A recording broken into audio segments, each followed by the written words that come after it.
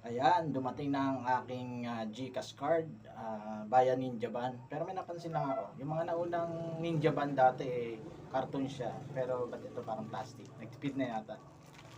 And so, GCash card, Visa card ang topic ng vlogs ko ngayon. So, ipapakita ko sa inyo kung paano ko siya in-order.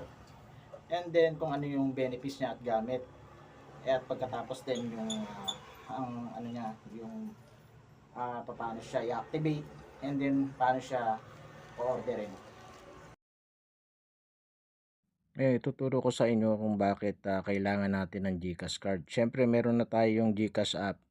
Ano naman din ang gamit nitong GCash card? Unang-una, parang ATM na rin to.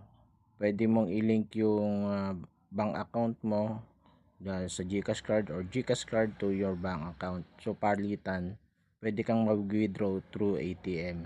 And pwede mo rin magawa yung transaction mo dito sa mismong GCash card. Kumbaga, dito mo na rin pwedeng i-store yung laman ng GCash wallet mo sa app.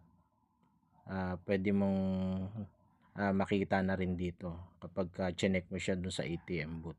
So, pwede na rin siyang gawing pambayad and then sa mga transaction sa pagbabayad. Mas convenient siya.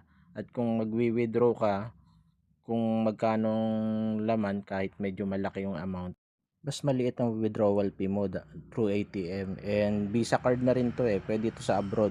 At ang kagandahan pa nito, pag kukuha ka nitong card na to, hindi mo na kailangan ng mga documents na katulad ng hinihingi pag kukuha ka ng ATM sa bangko.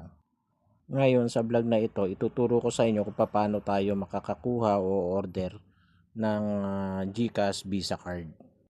Ngayon ang una natin gagawin ay pupunta tayo sa ating GCash app. And then hintayin lang natin. And then input our MPIN number. Nakikita natin lalabas yung ating GCash home screen. And then scroll down tayo. Siselect natin yung cards. Hanapin natin yung icon na cards. Nasa baba siya. Okay, down and go to the next page.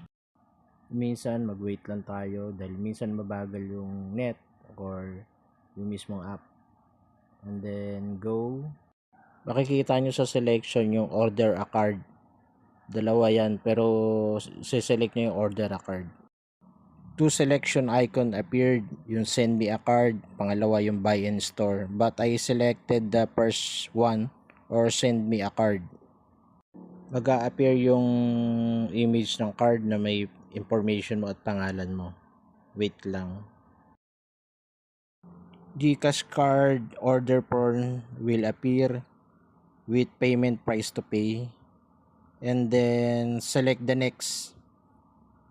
Fill up your delivery information in the form na binigay. Then next, pag natapos mo ng fill upan yung form na binigay nila, review your information na nag-appear.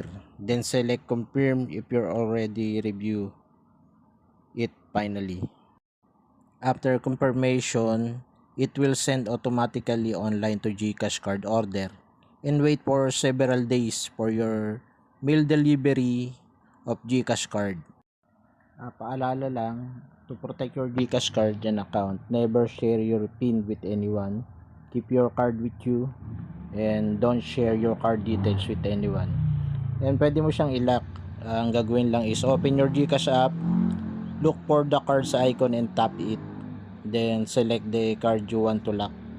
Yun, nalalak mo na siya.